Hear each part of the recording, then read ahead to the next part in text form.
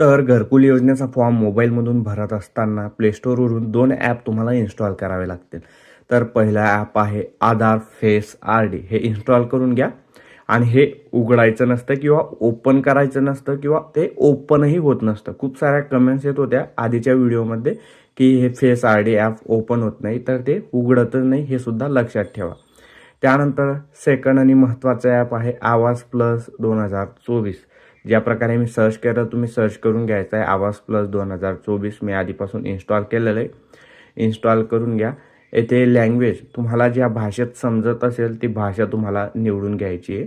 जसं की मी इंग्रजी निवडलं. येथे सिलेक्ट बटनावर, परत ओके बटनावर आणि ज्या काही परमिशन मागेल त्या बिनधास्त देऊन टाकायच्या आहेत. आणि असं का सांगतोय, कारण हे आपल्या भारत सरकारचं ॲप आहे. तर हे ते सांगितलं जात आहे की सेल्फ सर्वे आणि असिस्टेड सर्वे. असिस्टेड सर्वे म्हणून कोण लॉग इन करतं, जे ग्रामसेवक आहेत ग्रामपंचायतीचे ते. आणि सेल्फ सर्वेमधून आपण इंडिव्हिज्युअल कोणीही फॉर्म भरू शकतं. मग सेल्फ सर्वेवर तुम्हाला क्लिक करायचं आहे. येथे तुमचा आधार नंबर टाकायचा आहे आणि ऑथेंटिकेट या बटनावर क्लिक करायचं आहे. आता येथे पाहू शकता तुमचा फेस तुम्हाला स्कॅन करायचा आहे अशा प्रकारे.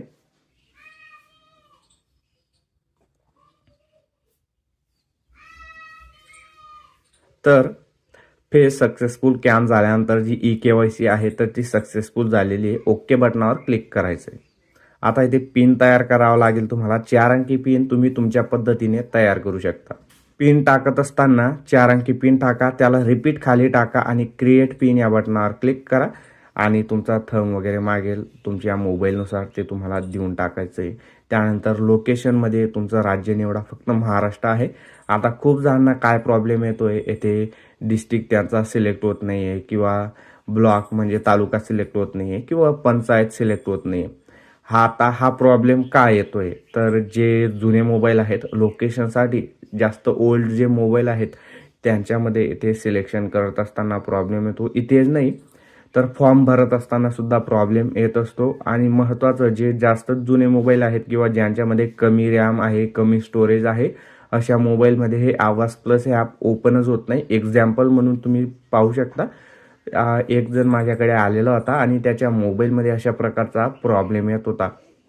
असा प्रॉब्लेम तुमच्या मोबाईलमध्ये पण येत असेल, याचा अर्थ तुमच्या मोबाईलमध्ये एकतर रॅम कमी आहे, एकतर तुमचा मोबाईल जुना आहे. तुम्हाला जास्त रॅमवाला जो मोबाईल असेल तो घ्यायचा आहे, जसं की कमीत कमी 8 ते 12 GB रॅम लक्षात ठेवा. आणि ओल्ड मोबाईल असेल त्यामध्ये प्रोसेस होणार नाही. आता इथे तुमची पंचायत सिलेक्ट करून घ्यायची आहे. त्यानंतर तुमच्या गावाचं नाव सिलेक्ट करा आणि प्रोसीड या बटनावर क्लिक करा. आता अशा प्रकारे एक डॅशबोर्ड तुमच्या समोर ओपन होत असतं. आता इथे 2 ऑप्शन आहेत आणि तेच आपल्याला वापरायचे आहेत. ॲड एडिट सर्वे आणि अपलोड सेव्ह सर्वे डाटा. तर सर्वात आधी ॲड एडिट सर्वे यावर तुम्ही क्लिक करायचं आहे. आता या ठिकाणी कुटुंब प्रमुखाची माहिती भरायची आहे. Name of the head. आता तुमच्या कुटुंबामध्ये जोही कुटुंब प्रमुख असेल किंवा ज्याला तुम्हाला कुटुंब प्रमुख बनवायचं असेल त्याची माहिती भरायची आहे आणि त्याचं आधार कार्डप्रमाणे नाव टाकायचे आहे. स्पेलिंग मिस्टेक होऊ द्यायची नाही आहे, नाहीतर शेवटी आधार व्हेरीफाय होत नसतं. त्यानंतर त्याचा आधार नंबर. आता जॉब कार्ड नंबर. तर जॉब कार्ड नंबर तुमच्याकडे जर का नसेल तर तो कसा काढायचा त्याचा व्हिडिओ आधीच आपण टाकलेला आहे. किंवा तुमच्या कुटुंबात तुमचे वडील असतील किंवा तुम्ही असाल तर तुमचा एक कुटुंबात एकच जॉब कार्ड असेल तरी तुम्ही फॉर्म भरू शकता. आणि तुम्हाला तुमच्या वडीलच्या नावावर घरकुलचा फॉर्म भरायचा आहे आणि तुमच्या स्वतःच्या नावावर घरकुलचा फॉर्म भरायचा आहे. तर दोघांचे जे जॉब कार्ड आहेत तर ते वेगवेगळे लागतील. मग अशा परिस्थितीत तुम्हाला तुमच्या ग्रामपंचायतीमधून तुमच्या स्वतःच्या नावाचं नवीन जॉब कार्ड तयार करून घ्यायचं आहे. आणि नवीन जॉब कार्ड कसं तयार केलं जातं त्याची पण माहिती आपण त्या व्हिडिओमध्ये दिलेली होती. आता जॉब कार्ड नंबर टाकत असताना तो कसा टाकायचा त्याचं एक्झाम्पल तुम्ही बाजूला पाहू शकता. याच सिरीजमध्ये तो जॉब कार्ड नंबर तुम्हाला टाकायचा आहे, चुकू द्यायचा नाही आहे. त्यानंतर येथे जेंडर तुम्हाला सिलेक्ट करायचा आहे. SC ST कॅटेगरी आणि अदर. तर SC ST वाल्यांनी त्यांची कॅटेगरी सिलेक्ट करा. जे ओपन असतील OBC NT VJ SBC other कॅटेगरीवाल्यांनी अदर सिलेक्ट करायचं आहे. त्यानंतर तुमचं जे काही वय असेल ते टाका. Marital status. आता लग्न न झालेले मुलं फॉर्म भरू शकतात का, तर हो, लग्न झालं नसेल तरी फॉर्म भरता येत असतो, कारण ते ऑप्शन आहे. Never married, currently married, widows आणि सेपरेटेड. तुमच्या पद्धतीने जो ऑप्शन असेल तो तुम्हाला सिलेक्ट करायचा आहे. आता येथे name of father, name of husband. तर येथे पुरुष फॉर्म भरत असतील, पुरुषाला तुम्ही कुटुंबाचा हेड करत असाल तर फादरचं नाव, आणि महिला असेल तर हजबंडचं नाव. अशा प्रकारे तुम्हाला माहिती टाकायची आहे. त्यानंतर तुमचा आधार कार्डला लिंक असलेलाच मोबाईल नंबर टाकायचा आहे. त्यानंतर लिटरसी म्हणजे तुमचं शिक्षण किती झालेलं आहे ते तुम्हाला इथे सिलेक्ट करायचं आहे. ऑक्युपेशन म्हणजेच तुमचा व्यवसाय वगैरे काय आहे ते तुम्हाला टाकायचं आहे. त्यानंतर तुमच्या कुटुंबात किती सदस्य आहेत ते तुम्हाला टाकायचं आहे. जसं की इन्क्लुडेड हेड म्हणजे हेडला धरून तुमच्या कुटुंबात किती लोक आहेत. जसं की येथे मी 2 टाकलं. आता हेडची माहिती भरतोय म्हणजे एक कुटुंबधारकाची माहिती नवीन ॲड करावी लागेल. जर का तुम्ही 5 केलं तर 5 लोकांची माहिती तुम्हाला भरावी लागेल पुढे जाऊन. तर अशा पद्धतीने माहिती टाकायची. तुम्ही अपंग आहात का, जर का एस केलं तर त्या प्रकारची माहिती तुम्हाला भरायची आहे. अदरवाईज नो करा. जर का अपंग नसाल ती माहिती भरण्याची गरज नाही.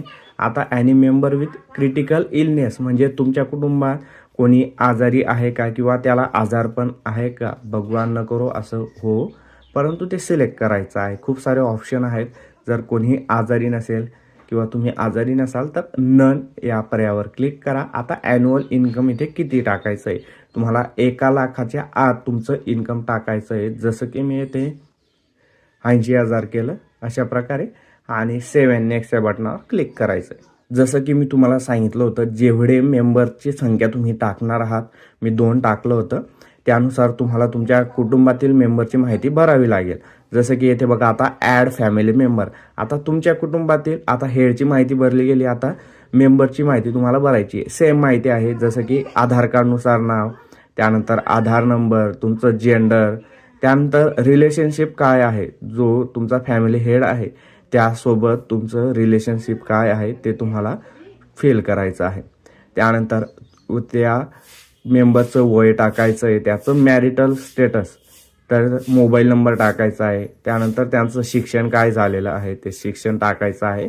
त्यानंतर ऑक्युपेशन ते काय करतात ते टाकायचं आहे. डिसेबल आहात का ते तुम्हाला सिलेक्ट करायचं आहे. ॲड मेंबरवरती क्लिक करायचं आहे.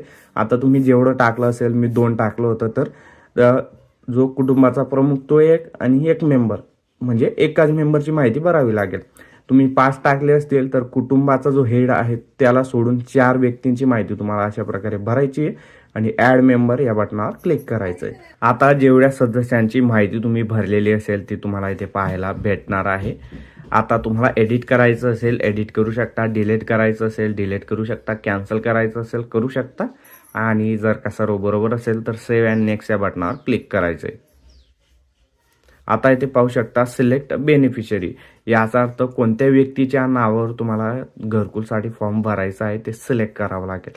आता या ठिकाणी दोघी ठिकाणी टिकमार्कचा पर्याय येतोय, परंतु तुमच्या परिस्थितीत एकाच व्यक्तीच्या नावावर येथे टिकमार्क करण्याचा पर्याय असू शकतो.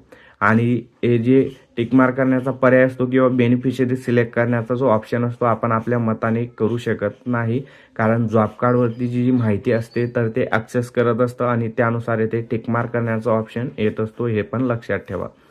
जसं की हेडच्या नावाने फॉर्म भरायचा आहे या ठिकाणी, तर ते मी सिलेक्ट केलं आणि प्रोसीड बटनावर क्लिक करायचं आहे. आता टिक मार्क करताना तुम्ही जर का कुटुंब प्रमुखाच्या नावावर टिक मार्क केली असेल तर तुम्हाला KYC करण्याची गरज नाहीये. म्हणजे सुरुवातीला आपण जशी लॉग इन करताना KYC केली, आणि जर का तुम्ही जो कुटुंबाचा मेंबर असेल त्याच्या नावाच्या समोर टिक मार्क केली असेल, म्हणजेच त्याला बेनिफिशरी निवडलं असेल, तर तुम्हाला KYC करावी लागणार आहे. माझ्या परिस्थितीत मी कुटुंब प्रमुखाला टिक मार्क केली, त्यामुळे ते KYC करण्याचा पर्याय आला नाही. परंतु तुम्ही जर का कुटुंब मेंबर बेनिफिशरी म्हणून निवडला असेल तर येथे तुम्हाला KYC करावी लागेल. तुमचा फेस स्कॅन करायचा आहे. फेस स्कॅन करत असताना तुमचे डोळे अशा प्रकारे करायचे आहेत, म्हणजे तो रिअल वाटेल, आणि त्यानंतर तो सक्सेसफुली स्कॅन होईल.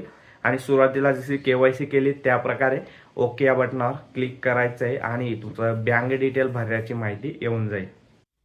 आता ज्या व्यक्तीच्या नावावर टिक मार्क केली आपण त्या व्यक्तीच्या बँक खात्याची माहिती आपल्याला भरावी लागणार आहे.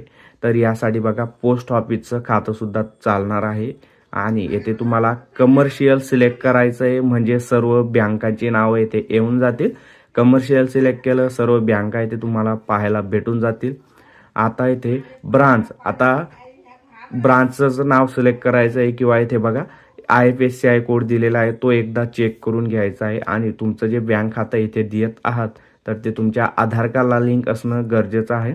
येथे बँक अकाउंट नंबर तो कन्फर्म करा आणि बँकेच्या पासबुकवरती ज्या प्रकारे नाव असेल ते टाकून सेव्ह अँड नेक्स्ट या बटनावर क्लिक करा. आता काही हाऊसिंग रिलेटेड क्वेश्चन तुम्हाला विचारले जातील, जसं की जे घर आहे ओनरशिप तुमची स्वतःची आहे का, तुमचं स्वतःचं आहे की भाड्याचं आहे, रेंटचं आहे, ते तुम्हाला सिलेक्ट करायचं आहे. त्यानंतर प्रीडोमिनंट मटेरियल वाल, मग तुमचं घर कच्चं आहे की पक्का आहे ते तुम्हाला सिलेक्ट करायचं आहे. त्यानंतर प्रीडोमिनंट मटेरियल ऑफ रूफ, ते पण पक्का आहे की कच्चं आहे ते सिलेक्ट करायचं आहे. किती रूम आहेत तुमच्या घरामध्ये ते सिलेक्ट करा. लेट्रिन फॅसिलिटी संडास बाथरूम आहे का ते पण सिलेक्ट करा. मेन सोर्स ऑफ इन्कम, तर मेन सोर्स ऑफ इन्कम तुमचं कोणतं आहे तर ते तुम्हाला सिलेक्ट करायचं आहे. त्यानंतर येथे तुम्ही नो करा, येथे पण नो करा, येथे पण नो करा, येथे पण नो करा, येथे पण, येथे पण, येथे पण, येथे पण. तुम्ही एकदा वाचू शकता, परंतु येथे जर का तुम्ही येस केलं म्हणजे तुम्हाला या योजनेचा लाभ भेटणार नाही, त्यामुळे येथे पण नो करा. येथे पण विचारलं जात आहे की घर बांधण्यासाठी तुमच्याकडे जमीन आहे का स्वतःची, हा ऑप्शन तर असेल तर एस करा, त्या जागेवर तुम्हाला घर बांधावं लागेल. नसेल तर नो करा, म्हणजे ग्रामपंचायतकडून तुम्हाला जागा भेटेल आणि पंचायतकडे जागा उपलब्ध नसेल तर जे जागेसाठी 50,000 वाढीव भेटत असतात ते तुम्हाला भेटू शकता.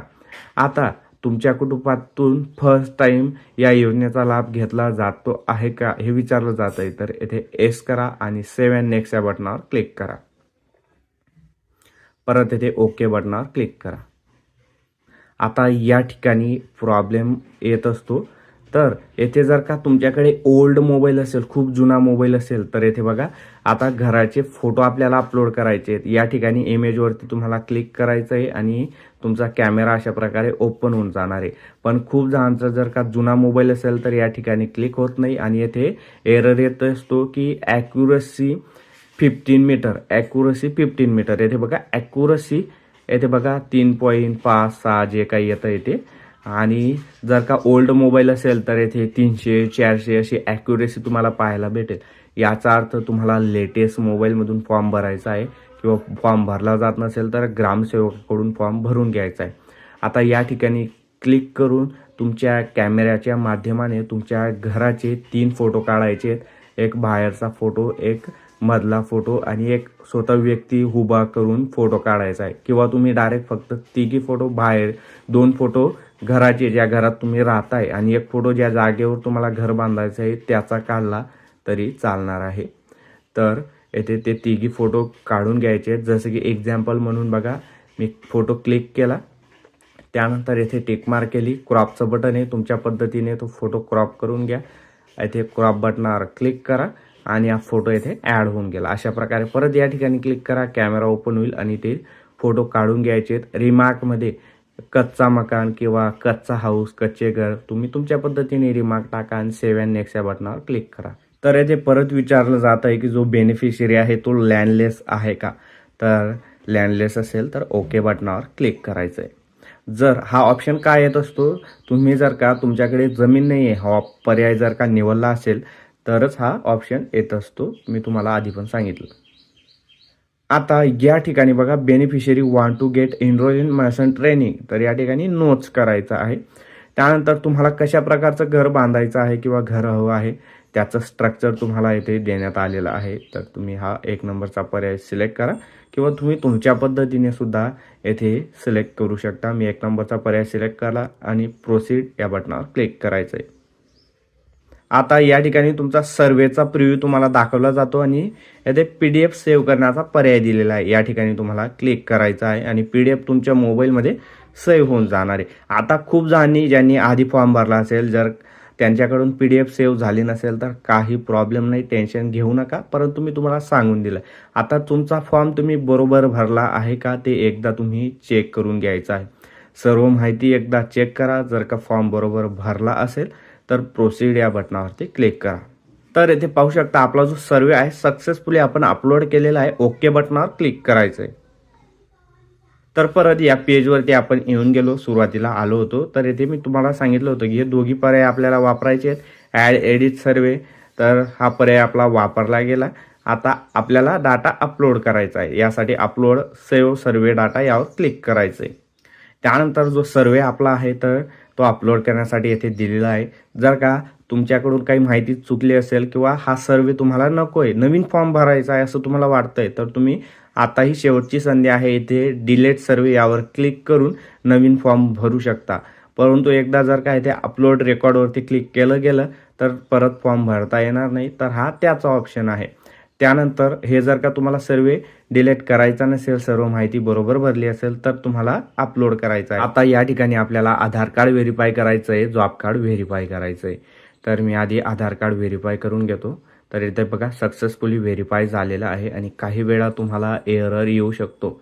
जर का एरर येत असेल त्याची 2 कारणं आहेत. पहिलं कारण म्हणजे तुम्ही जी माहिती भरलेली आहे ती आधार कार्डनुसार नाही आहे. एकदा स्पेलिंग चेक करायची आहे, एक एक अक्षर तुम्हाला चेक करायचं आहे आणि ते जर का बरोबर असेल तर व्हेरीफाय 100% होऊन जाईल. आणि तरी एरर येत असेल तर तुम्ही काही कालांतराने, काही वेळानंतर, काही मिनिटानंतर ट्राय करा.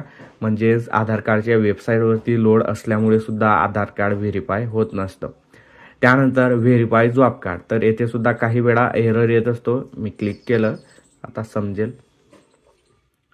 तर येथे लोडिंग डाटा, येथे तुम्हाला थोडा वेट करायचा आहे. आणि येथे बघा पाहू शकता तुम्ही जॉब कार्ड सुद्धा व्हेरीफाय झालेलं आहे. आणि येथे वर्क ऑलरेडी एक्झिस्ट अशा प्रकारचा एरर येत असतो. आणि हा एरर का म्हणून येत असतो? जर का तो एरर येत असेल याचा अर्थ तुम्ही तुमचं जे जॉब कार्ड दिलेलं आहे त्या जॉब कार्डवरती आधी घरकुल मंजूर झालेलं आहे, अशा प्रकारचा तो एरर असतो.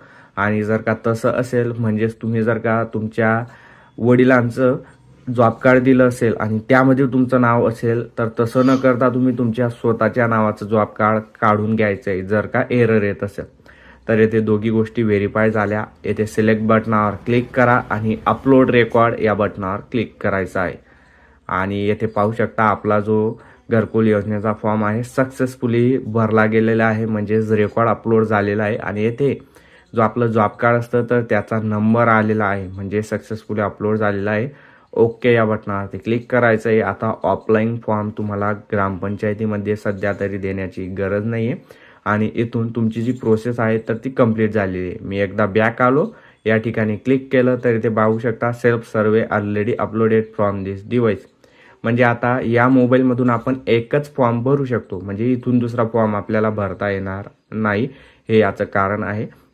दुसरा फॉर्म भरायचा असेल तर तुम्हाला दुसरा मोबाईल लागेल. तर अशा प्रकारे हा घरकुल योजनेचा फॉर्म तुम्ही मोबाईलमधून भरू शकता. आता सर्व ज्या काही अडचणी होत्या त्यांचं उत्तर मी तुम्हाला या व्हिडिओमध्ये दिलेलं आहे. तरी तुम्हाला काही अडचण येत असेल तर तुम्ही कमेंट करून विचारू शकता. आणि मी अविनाश तिरमले पुन्हा भेटू अशा एका नवीन आणि महत्त्वाच्या व्हिडिओमध्ये. तोपर्यंत जय महाराष्ट्र, जय खानदेश.